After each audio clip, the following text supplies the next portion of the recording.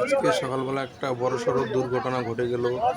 বিহার থেকে বাসটি আসার সময় গুবরাছড়া চৌপতি সংলগ্ন এলাকায় উল্টে গেল। গুবরাছড়া চৌপতির পাশে বাসটি দিনাটার থেকে আসার পথে নিয়ন্ত্রণ হারিয়ে রাস্তা থেকে নিচে জমিতে পড়ে গেল। ভিডিওটা সবাই দেখতে থাকো, দেখাবো সবকিছু।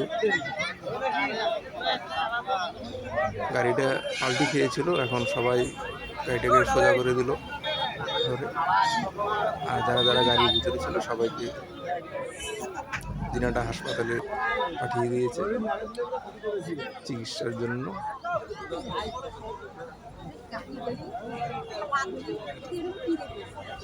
দিনাটার থেকে আসার সময় নয়ারহাট, গোবেছড়ার থেকে একটু এগিয়ে নয়ারহাটের ব্রিজের পাশেই এই দুর্ঘটনাটা ঘটলো আজকে সকালবেলা।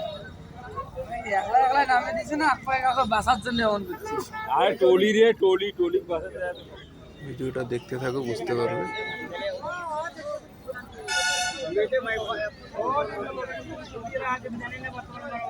গাড়িটা উল্টে ছিল, এখন সবাই ধরে সেটাকে সোজা করে দিয়েছে।